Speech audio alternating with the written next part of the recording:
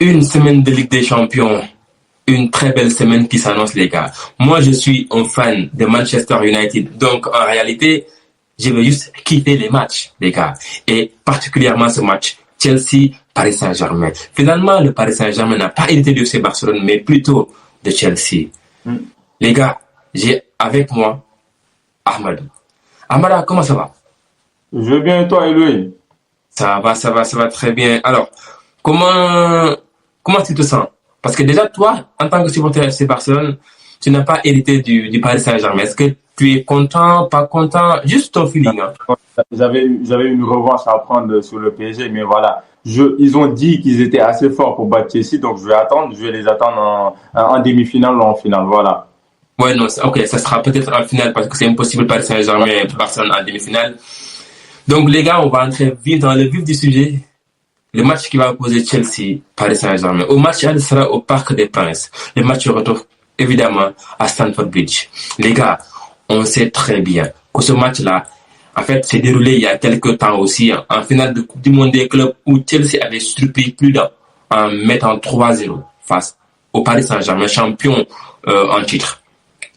Mais en même temps, récemment aussi, on voit l'état de forme du Paris Saint-Germain face notamment à Monaco, donc les 3 derniers matchs du Paris Saint-Germain, clairement. On a vu quand même un visage du Paris Saint-Germain qui est peut-être, en tout cas, analysé. De l'autre côté, on a un Chelsea aussi, voilà, en tout cas, qui est d'une certaine manière. Toi, Amada, toi qui as regardé le Paris Saint-Germain et qui as vu également Chelsea, est-ce qu'on ne devrait pas un peu, en tant que Parisien, par exemple, avoir peur de cette équipe de Chelsea ou bien non, en tant que Parisien, tu as largement l'effectif, tu as largement, notamment les clés pour faire mal à Chelsea. Qu'est-ce que tu en Moi, penses? Moi, je pense que les Parisiens actuellement, ils sont pas assez confiants par rapport à l'année dernière. Tu as un PSG quand même qui, ces derniers temps, tu as l'impression qu'ils sont fatigués, que ce soit mentalement ou physiquement, tu as une équipe qui déçoit, il faut le dire. Quand tu fais 2 matchs face à Monaco où tu n'arrives pas à battre Monaco, tu n'arrives pas à les faire mal comme on l'attendait, avec une équipe monégasque quand même qui finit à 10 dans les 2 matchs et qui te bat quand même il y a quelques jours de cela. Il y a un PSG qui est inquiétant, avec des joueurs qui ne sont toujours pas dans les meilleures dispositions pour exceller. Et tu as en face une équipe de Chelsea qui brille de par ses individualités, qui brille de par un collectif qui est intéressant. On voit un Chelsea quand même qui est en train de monter en puissance. Même si voilà, il y a quelque chose qu'il faudra faire attention. C'est un Chelsea qui revient dans un format Ligue des Champions. Quand même, ça fait un bon bout de temps qu'on n'a pas eu un Chelsea qui va devoir hausser le niveau avec un PSG de Luis Enrique, on le sait. C'est une équipe qui est capable de battre n'importe quelle équipe dans le monde du football. Donc voilà, en tout cas, c'est un match qui est excitant tactiquement, techniquement. Il y a beaucoup de choses qu'on attend, que ce soit dans les supporters, c'est-à-dire il y a trop de choses à voir dans ce match-là. Moi, voilà, selon toi, qu'est-ce que tu attends dans ce match? Ouais, personnellement, je suis un peu d'accord avec ce que avec ton analyse, avec ce que tu as dit. Moi, je vois un Chelsea qui est là, qui essaie quand même de construire quelque chose, contrairement au Chelsea de Maresca, où là, on avait vraiment un Chelsea bandit. Un Chelsea qui ne cherchait peut-être pas à avoir un style de jeu bien spécifique, donc un style de jeu dominateur. Là, avec Rosenior, on voit vraiment il y a une sensation de projet. Il y a une sensation de mettre en place un style bien spécifique qui tend à vouloir notamment dominer en tout cas quelque temps. Et pour moi, ça, en fait, ça n'a pas encore atteint du coup en tout cas sa destination. Pour le coup, Chelsea est dans une phase vraiment de construction. Et cette phase-là fait que pour moi, Paris Saint-Germain peut être une équipe notamment de test, hein, aujourd'hui, vraiment pour l'équipe de raisonneur, parce que, rappelons-le, c'est l'équipe de Maresca qui avait battu ce Paris Saint-Germain-là. Et aujourd'hui, avec un Chelsea qui est là, qui est de temps en temps malade, de temps en temps qui fait notamment de belles performances, une équipe de Chelsea qui n'est peut-être pas, pour moi, qui n'est pas flamboyante, notamment surtout défensivement, le gardien plus les défenseurs. Pour moi, c'est pas forcément une équipe rassurante en réalité. Donc, je pense que à ce niveau-là, le Paris Saint-Germain n'a pas à craindre cette équipe de Chelsea-là, d'autant plus que le Paris Saint-Germain, notamment sa ligne offensive, elle est vraiment redoutable avec des joueurs de qualité, même si Kvaratskhelia, bon, là, je vais très vite dans les besoins, notamment en parlant des joueurs, mais en tout cas, sur le plan offensif, le Paris Saint-Germain peut faire mal à cette défense qui n'est pas forcément bonne de Chelsea. Donc, pour moi, en fait, la bataille, elle est vraiment au niveau du milieu de terrain et à ce niveau-là, peut-être que voilà, Chelsea peut faire mal avec l'intensité physique et tout ça, mais notamment si on parle vraiment de football et que le Paris Saint-Germain retrouve son niveau et que Chelsea peut-être aussi retrouve son niveau, là on verra une bataille que peut-être le Paris Saint-Germain va notamment faire quelque chose. En tout cas, dans ce match là, je pense que le Paris Saint-Germain n'a pas forcément grand-chose à craindre de ce Chelsea-là. Moi, en fait, je vais peut-être te contredire dans tes derniers propos. Moi, je vois une équipe de Chelsea qui me rappelle le PSG qui arrive à la Coupe du Monde des clubs fatigués, qui bat les équipes mais qui était fatigué. Je vois un Chelsea qui arrive en confiance ces derniers temps. Et je pense que ce qui fait la différence, c'est quand tu vois l'intensité qu'a mis Monaco vendredi dernier, tu sens que les Parisiens n'y étaient pas. Et moi, c'est ça que je me dis, c'est très, très dangereux pour le PSG parce que voilà, Chelsea, quoi que tu puisses dire, même si dans le jeu, des fois, tu as l'impression de t'ennuyer, c'est une équipe qui va mettre de l'intensité, c'est une équipe qui va te presser, qui va te faire mal. En plus de ça, ils ont les joueurs pour. C'est-à-dire, même offensivement, les joueurs qui pressent sont très dangereux. Par rapport à cette équipe du PSG, où je me dis, par rapport à, même si dans l'aspect, c'est-à-dire dans le jeu, ce qu'on attendait, ce qu'on voyait l'année dernière, ce qui faisait dire que ce PSG-là pouvait dominer l'Europe pendant des années, on ne le retrouve pas cette année. Et ce qui fait mal, c'est de voir que dans l'intensité, dans les mouvements et dans ce qui fait la différence, tu ne le retrouves pas. C'est-à-dire, sur les côtés où tu as des joueurs qui pouvaient exceller, notamment que ce soit, voilà, on va pas directement entrer dans les individualités, mais les deux latéraux, ils étaient capables d'apporter énormément. Maintenant, à voir. En tout cas, moi, attention à cette équipe de Chelsea. Moi, en tout cas, j'ai très, très, très peur pour ce PSG-là. Les derniers matchs que j'ai vus, que j'ai regardés, et quand tu les analyses, tu te dis que ce PSG, tu as l'impression qu'ils ont, à un moment donné, hâte de sortir de cette Ligue des Champions et de se concentrer sur une Ligue 1, voilà, sur un championnat qui ne domine pas comme ils avaient l'habitude de le faire. Donc voilà. Ouais, clair. Ouais, clairement, quand tu dis effectivement, quand tu parles d'intensité, je vois ce que tu veux dire, notamment par rapport à ce que mis en place Monaco. C'est clair que si le Paris Saint-Germain vient avec notamment les mêmes intentions que face notamment à l'AS Monaco, même si Monaco reste quand même l'équipe qui bat le plus ce Paris Saint-Germain là, notamment en Ligue 1, voilà, ça risque quand même de peiner face à un Chelsea qui va, je pense, en mettre une intensité beaucoup plus importante. Donc, il faudra que le Paris Saint-Germain, comme je l'ai dit tantôt, relève son niveau. Maintenant, et moi, j'ai envie de te poser quand même une question, notamment d'ordre, je sais pas, peut-être d'ordre un peu de superstition ou quelque chose comme ça. Pour toi, dans ce qui va venir dans le match de mercredi, qui est le 11 mars, je le rappelle aussi, qui est une date vraiment importante pour le Paris Saint-Germain, le 11 mars 2015, c'est la date où le Paris Saint-Germain s'est qualifié face à Chelsea. Le 11 mars 2025 aussi, c'était face à Liverpool à Anfield, donc qualification de Paris Saint-Germain. Pour toi, bon, quels sont les joueurs pour toi que tu vois, notamment que ce soit côté Paris Saint-Germain comme côté Chelsea, qui seront déterminants dans ce match aller-là?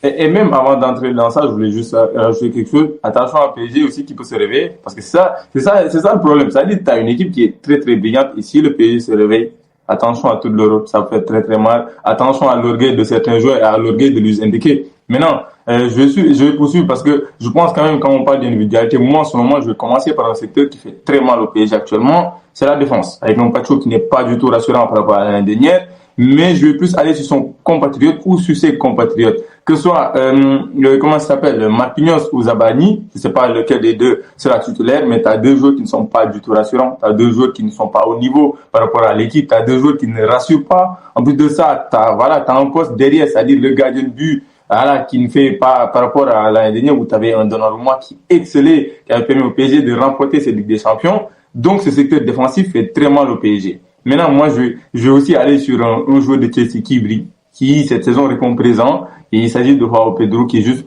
phénoménal. Attention à ce joueur, je pense quand même, quand on te dit que Zabani et Marquinhos ne sont pas rassurants et que tu vas jouer face à Joao Pedro, ça risque de faire très très mal. Après, moi, je veux juste rajouter Désiré Doué parce que je pense quand même que c'est un facteur X. Ces derniers temps, c'est le joueur le plus intéressant, le plus décisif au PSG. Je pense quand même que s'il arrive à exceller, s'il arrive à relever son niveau, à hausser son niveau, alors il peut faire très très mal face à la défense de Chelsea, comme tu le dis, une défense qui n'est pas du tout rassurante. Moi, je te repose cette question. Voilà, donne-moi tes joueurs clés, ces joueurs-là qui peuvent changer le cours des deux matchs.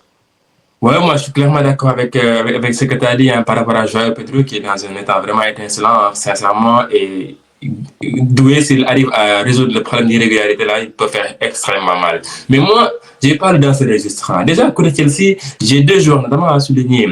Des joueurs vraiment qui ont été importants lors du match face notamment au Paris Saint-Germain en finale de la Coupe du Monde des clubs.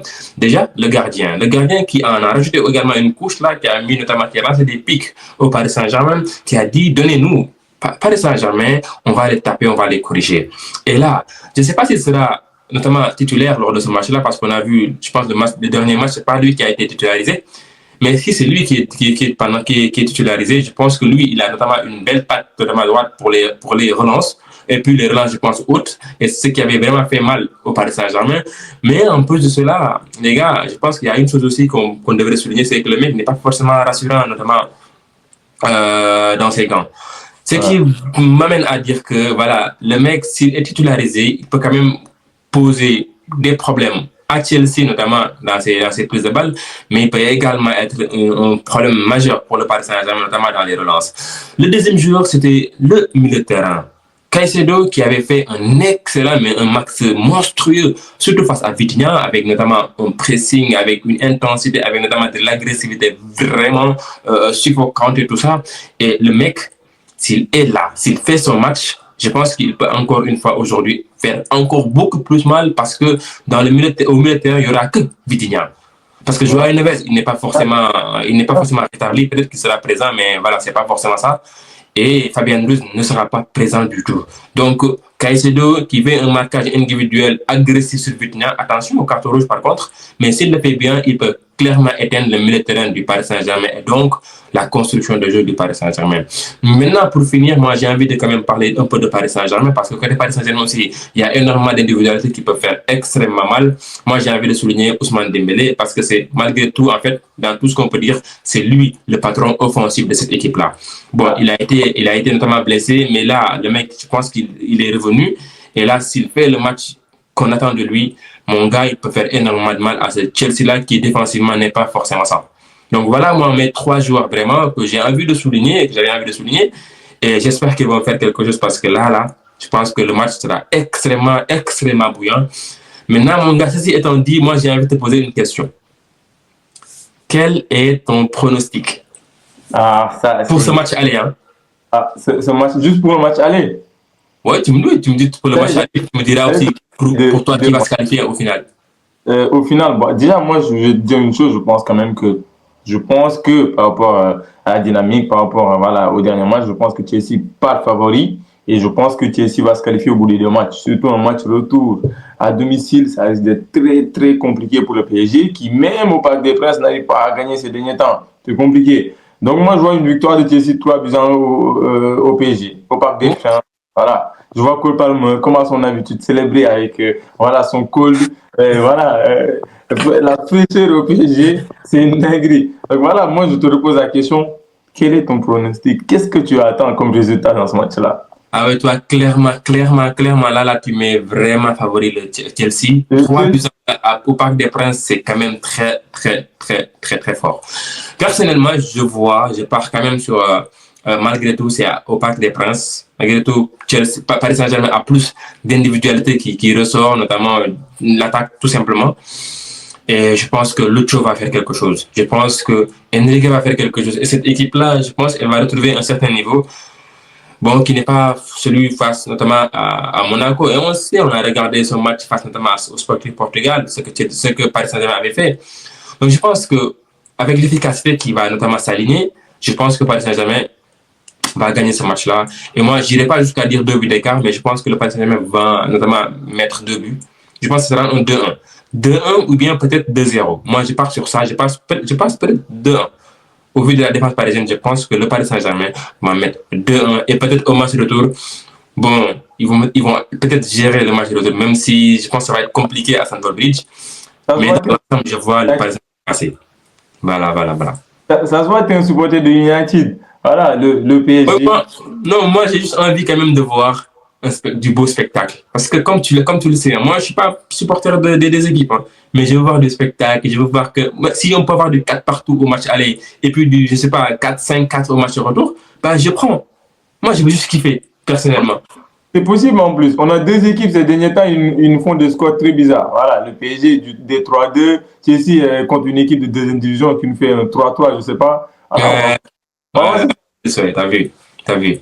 Bon, je pense qu'on va pas aussi très durer quand même sur cette vidéo-là. Je pense qu'on va s'en arrêter là et on se retrouve peut-être une autre vidéo pour le match du FC Barcelone face à Newcastle. Les gars, si vous avez aimé la vidéo, mettez une pouce bleu, laissez des commentaires, dites-nous vous quels sont vos pronostics et les gars, on se retrouve à très bientôt pour une prochaine vidéo. Ciao. Ciao.